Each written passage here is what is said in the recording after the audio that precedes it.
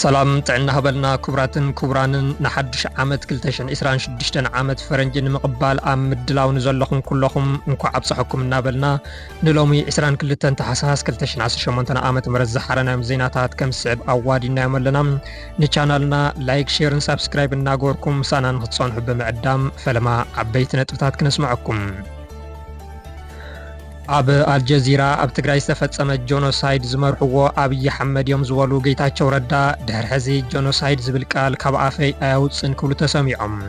أي تجيتا شو نسرعت بالسجنا نتصهن مقبار أبز فتن لوك على محتت 7 مئة وجبن بسراويت إيرتران عتوق حيل فانون استفدت أم 5 وانتزاريبهم أي تجيتا شو الجنوسايد تجري زخ حد لوك على فلا ما يتحستن أيون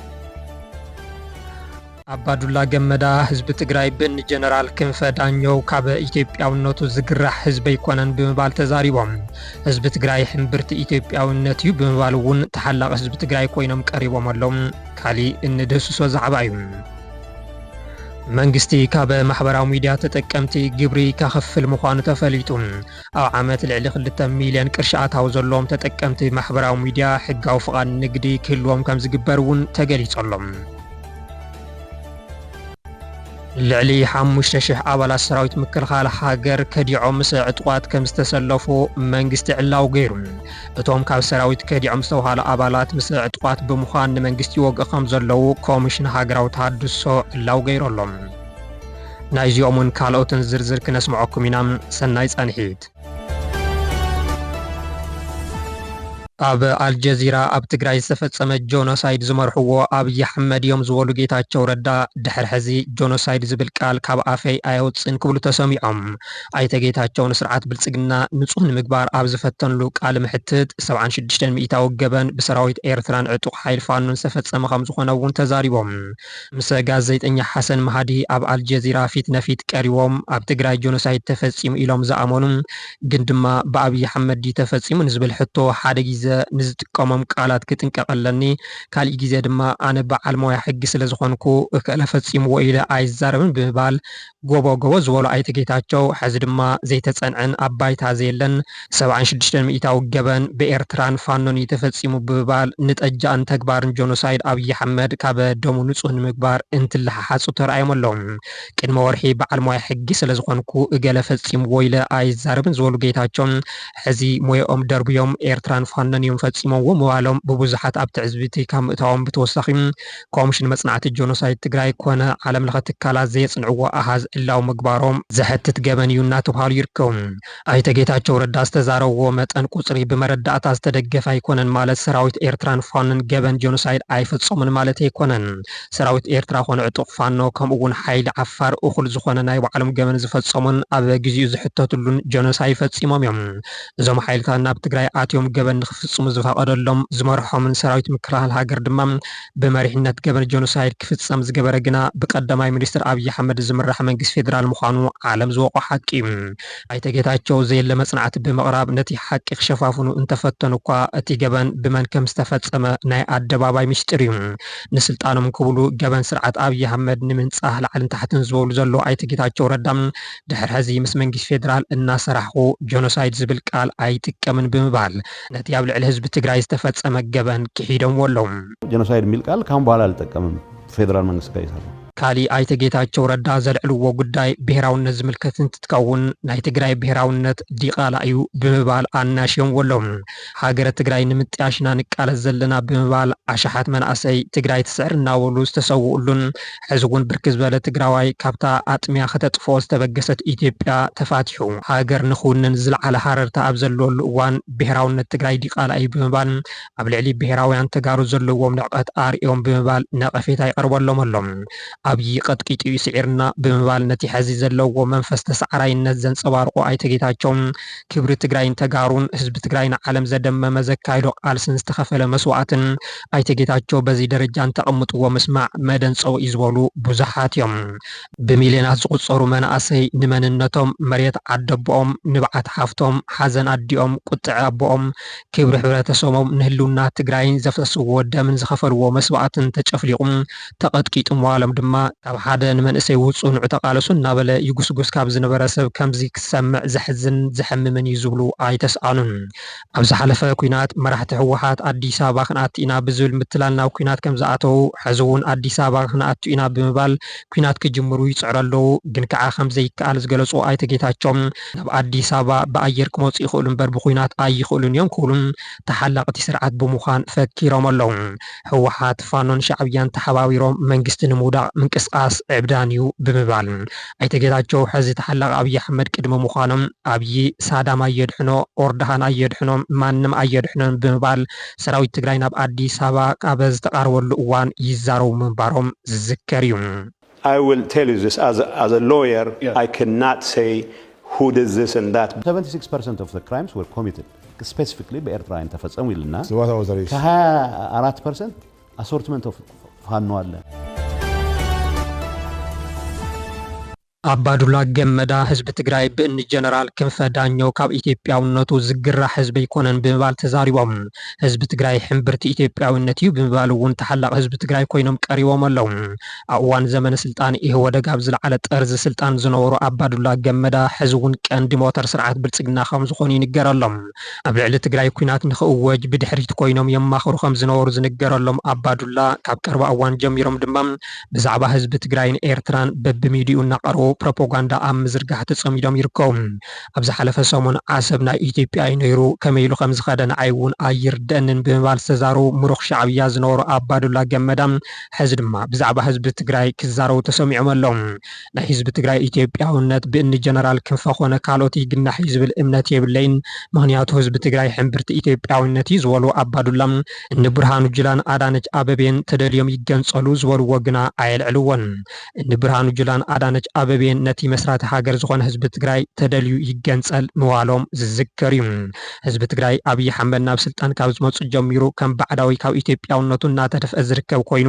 ነዚ ዝተዓዘቡ ጀነራል ክንፈ ዳኘው ድማ ህዝቢ ትግራይ ሕዚ ክልተ ሕሪ ኣለዎም ንሳቶም ድማ ወይ ምስ ኢትዮጵያ ብባርነት ምንባር ወይ ከም ኤርትራ ነፃነት ምምራፅ ምዋሎም ዝዝከር እዩ።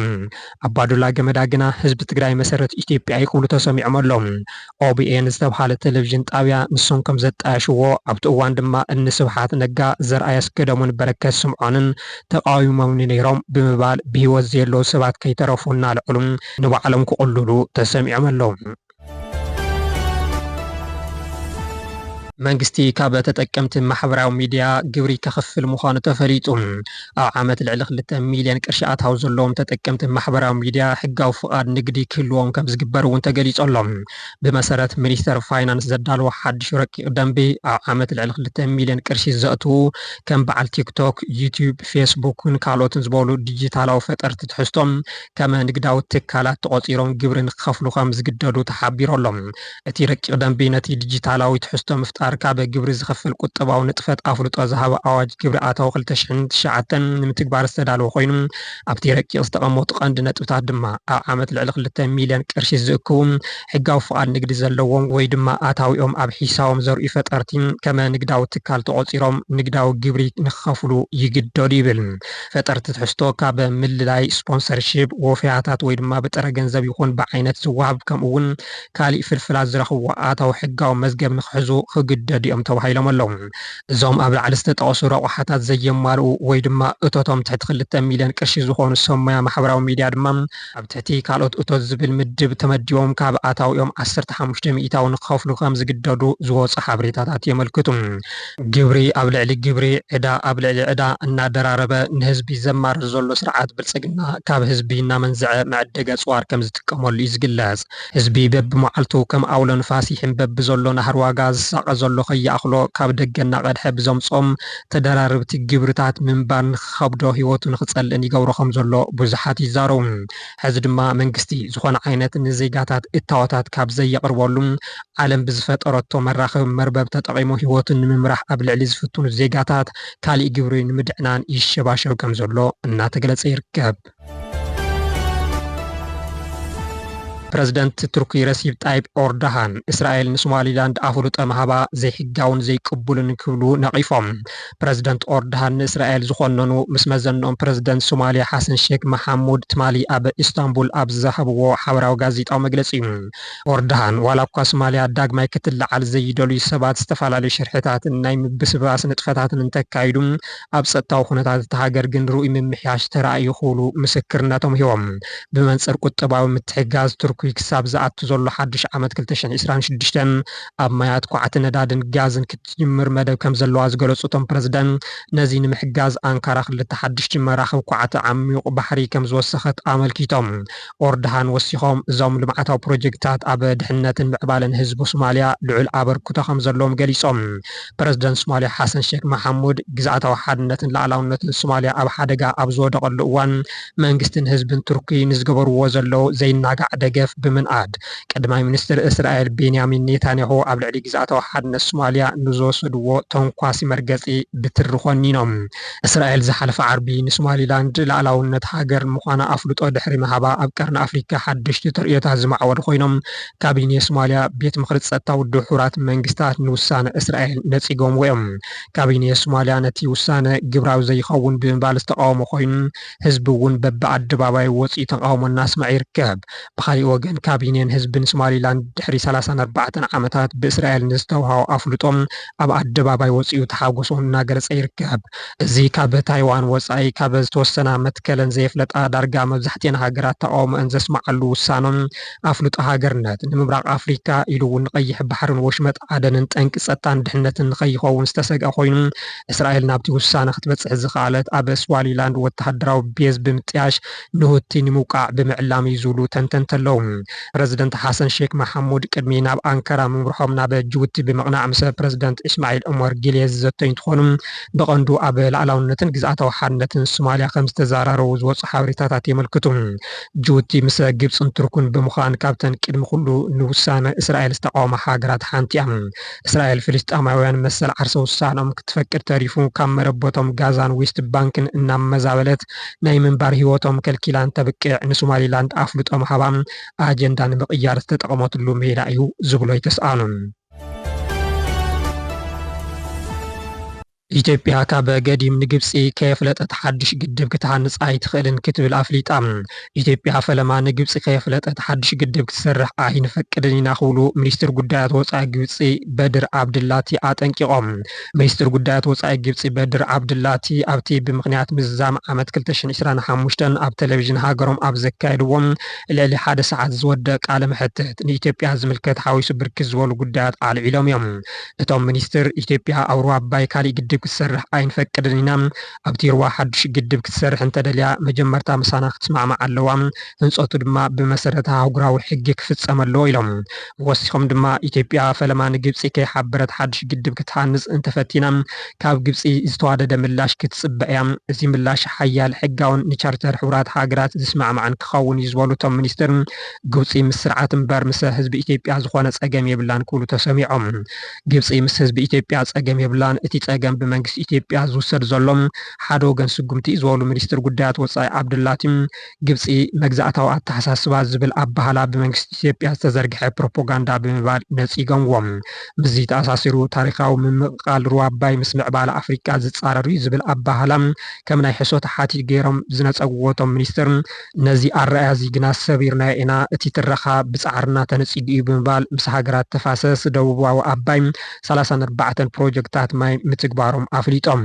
እቶም ፕሮጀክታት ብመንግስቲ ግብፂ ዝምወሉ ምዃኖም ብምምልካት እዚ ኩሉ ንገብሮ ዘለና ንዕብየት ኣፍሪቃውያን ኣሕዋትና ከም እንድግፍ ንምግላፅን ነቲ ተዘርጊሑ ዘሎ ናይ ሓሶት ትረኻ ንምእራምን ይኽብሉ ወሲሖም ገሊፆም ዓብዪ ግድብ ህዳሴ ኢትዮጵያ ካብ መፈለምቱ ክሳብ መዛዘሚኡ ጠጠም ንክተብሎ ብተደጋጋሚ ፅዒራ ዘይተሳኽዐላ ግብፂ ሕዚ ድማ ካሊእ ግድብ ምግዳብ ኣይከኣልን ዝብል ሓዱሽ ሓቲት ሒዛ ቀሪባላ ልዕሊ 5000 ኣባላት ሰራዊት ምክልኻል ሃገር ከዲዖም ምስ ዕጡቃት ከም ዝተሰለፉ መንግስቲ ኣፍሊጡ እቶም ካብ ሰራዊት ከዲዖም ዝተባሃሉ ኣባላት ምስ ዕጡቃት ብምዃን ንመንግስቲ ይወግኡ ከም ዘለዉ ኮሚሽነር ሃገራዊ ተሃድሶ እላው ገይሮሎም ምክትል ኮሚሽነር ሃገራዊ ተሃድሶ ሌተናል ጀነራል ደርቤ መኩርያ ነቲ በብግዚኡ ናብ ዕጡቃት ዝኸድዑ ኣባላት ሰራዊት ኢትዮጵያ ግን ድማ ተሓዊኡ ፀንሐ ሓበሬታ ዘውፅዎ ኮይኖም ሕዚ ልዕሊ 5000 ኣባላት ሰራዊት ናብ ዕጡቃት ምሕዋሶም ኣብ ኣደባባይ ተዛሪቦም ኣሎም ጀነራል ደርቤ ኣባላት ሰራዊት ናብ ዕጡቃት ምጽምባሮም ዝገለጹ ኣብ እዋን ወራር ጆኖሳይድ ትግራይ ንህልውና ህዝቦምን ዓዶምን ተሰሊፎም ብዝተቃለሱ ነበር ኣባላት ሰራዊት ትግራይ ኣብ ኣዲስ ኣበባ ኣብ ዝዘተይሉ እዋን እዩ መንግስቲ ብዛዕባ ዘካይዶ ዘሎ መስርሕ ዲዲአር መብርሂ ዝሃወቶም ጀነራል ካብ ሰራዊት ከዲዖም ምስ ዕጡቃት ሓይልታት ቁፅሪ ዝተሰለፉ ኣባላት 5200 ምዃኖም ገሊፆም ካብቶም ንሰራዊት ምክልኻል ራሕሪሖም ናብ ዕጡቃት ተጸምቢሮም ዝተባሃሉ 5200 ኣባላት እቶም 520 ብመስርሕ ዲዲአር ዝሓለፉ ከም ዝኾኑ ተዛሪቦም ይኹን እምበር ንሰራዊት ምክልኻል ክሒዶም ናብ ዕጡቃት ከይዶም ዝተባሃሉ ኣባላት ሰራዊት ናበየናይ ዕጡቃት ከም ዝኸዱ ብዝርዝር ኣይተገለጸን እንተኾነ ግና እቶም ናብ ዕጡቃት ከዲዖም ዝተባሃሉ ኣባላት ናብ ፋኖን ኦነግ ሸኔን ከም ዝሕወሱ ክግለጽ ጸኒሑ እዩ ሃገራዊ ኮሚሽን ተሃድሶ ክሳብ ሕዚ ልዕሊ 80,000 ዕጡቃት ብመስርሕ ዲዲአር ሓሊፎም ናብ ሕብረተሰብ ተሓዊሶም ዝበለ ኮይኑ ካብዚኦም እቶም ኣስታት 63,000 ካብ ትግራይ ከም ዝኾኑ ይገሊጹ ብሓፈሻ ንልዕሊ 80,000 ዕጡቃት ንመስርሕ ተሃድሶ 10 ቢልዮን ቅርሺ ከም ዘውፅእ ዝሓበረት ኮሚሽን ካብዚ እቲ 6.7 ቢልዮን ቅርሺ ንነበር ኣባላት ሰራዊት ትግራይ ዝወፅእ ከም ዝኾነ ኣብሪሆሎም ብመስርሕ ተሃድሶ ናብ ህዝቦም ንክጽምበሩ ዝተገበረለን ክልላት ትግራይ ዓፋርን ኦሮምያን ከም ዝኾና እውን ጠቒሶሎም ዜናታት እዚ ዕለት ኣብዚ ዛዘሙ ስለ ዝተኸታተልኩምና ነመስግን ሰላም ድሓን ዋዕሉ